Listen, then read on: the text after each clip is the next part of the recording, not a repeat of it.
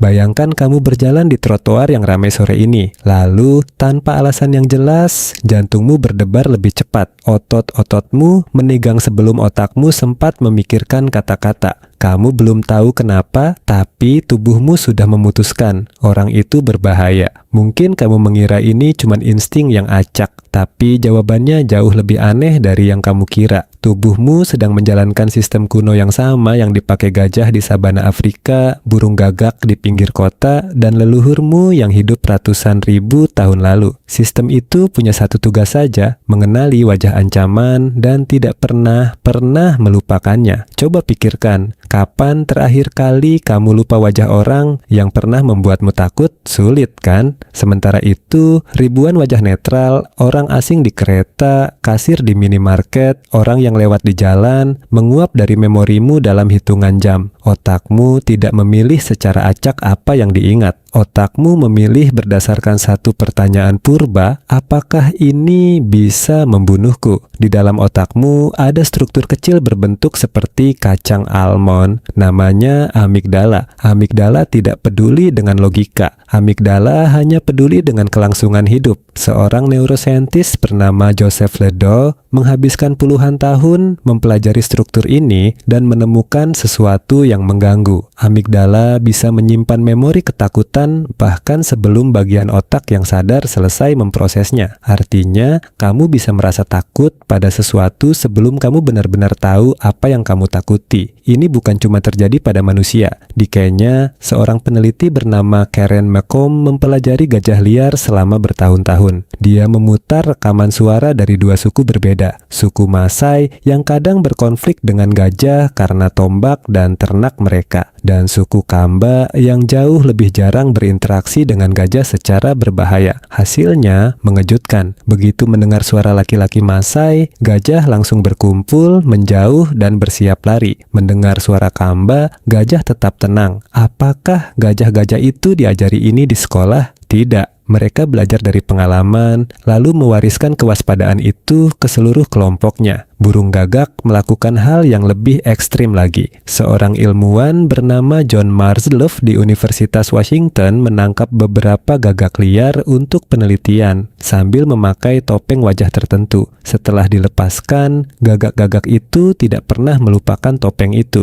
Bertahun-tahun kemudian, bahkan setelah gagak-gagak itu mati dan diganti generasi baru, populasi gagak di area itu masih menyerang siapapun yang memakai topeng yang sama. Bagaimana caranya generasi baru tahu?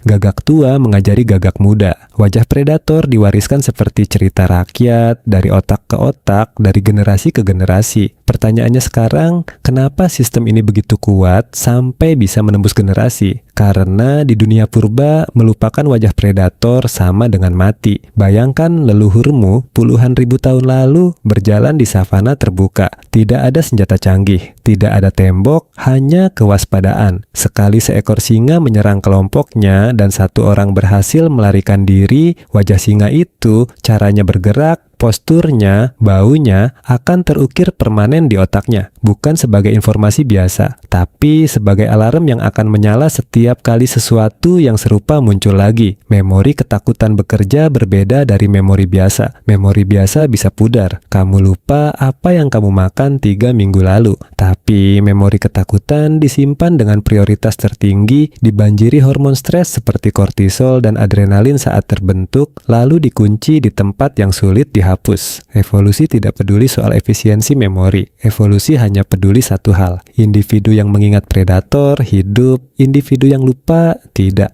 Tapi disinilah letak hal yang berlawanan dengan intuisi. Sistem ini tidak pernah benar-benar mati setelah ancaman aslinya hilang. Ribuan tahun setelah singa dan serigala berhenti menjadi predator utama manusia, sistem yang sama masih aktif di kepalamu, mencari pola di wajah orang asing, di nada suara di cara seseorang berjalan. Masalahnya, sistem ini tidak selalu akurat. Sistem ini dilatih untuk generalisasi cepat bukan ketepatan. Otakmu lebih suka salah waspada 1000 kali daripada lengah 1 kali saja. Itulah sebabnya rasa tidak nyaman yang tiba-tiba muncul terhadap orang asing seringkali tidak ada hubungannya dengan bahaya nyata. Itu cuma alarm purba yang salah sasaran dipasang ulang dalam konteks dunia modern yang jauh lebih aman daripada savana. Inilah yang membuat manusia rentan terhadap sesuatu yang lebih berbahaya dari predator, yaitu prasangka. Saat otakmu menggeneralisasi satu wajah, satu suara, atau satu kelompok sebagai berbahaya berdasarkan pengalaman lama atau cerita orang lain,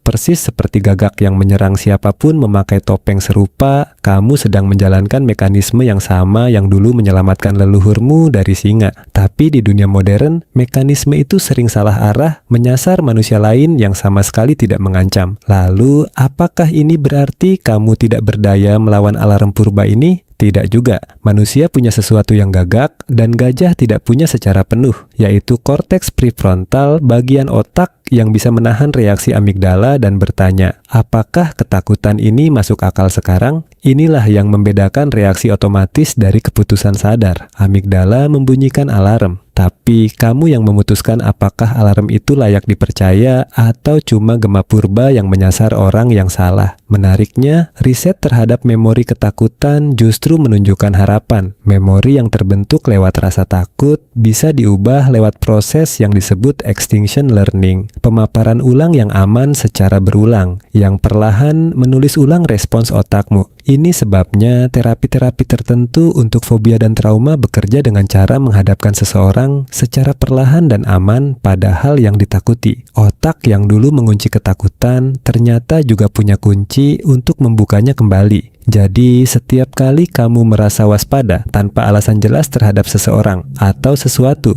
ingatlah ini, itu bukan kamu yang berpikir. Itu jejak dari ribuan generasi yang hidup atau mati berdasarkan satu kemampuan, mengenali wajah ancaman dan tidak pernah melupakannya. Gajah mewarisinya lewat suara tombak, gagak mewarisinya lewat topeng, dan kamu mewarisinya lewat sesuatu yang lebih halus, rasa tidak nyaman yang muncul begitu saja, tanpa penjelasan di tengah trotoar yang ramai. Bayangkan lagi momen itu, kamu berjalan di trotoar yang ramai sore ini, jantungmu berdebar lebih cepat, tapi kali ini kamu tahu kenapa. Bukan karena ada bahaya nyata di depanmu, tapi karena di dalam kepalamu ada gajah yang tidak pernah lupa, gagak yang mewariskan dendam, dan leluhur yang masih berbicara memintamu untuk tetap waspada di dunia yang sebenarnya sudah jauh lebih aman dari yang mereka kenal.